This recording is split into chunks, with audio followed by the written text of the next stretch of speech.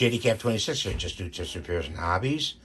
And here we have the front end of the Air Arms TX200 Mk3.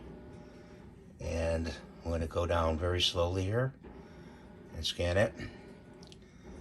And this is the Walnut version. So I want to show you what the Walnut version, the stock looks like. It's a very nice stock. It's a little bit lighter than the beach stock, but it is also very detailed and it has very nice grain to it. It has a grip cap on the bottom with the Air Arms symbol, adjustable trigger. It's about 755 foot-pounds per square inch when it shoots, and it's got fish scaling.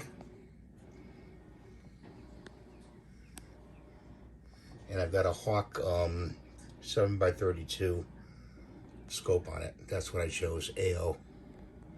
I'll show you the other side now. The other side of it, and what it looks like. That's where you put the pellets in. There's the anti-bear trap right there. The fish scaling. And the end of the barrel. I want to show you this device here, which is a gripper. Now, when you put this on, I would put a little piece of electrical tape underneath on the barrel, okay, and then slide this on over it. Make sure you tighten the screws down very tight.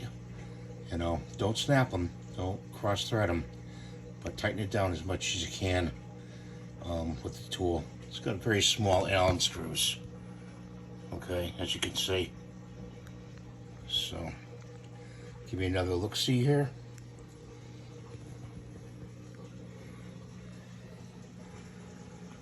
And that's the Air Arms TX200. Thanks for watching. Please rate and subscribe.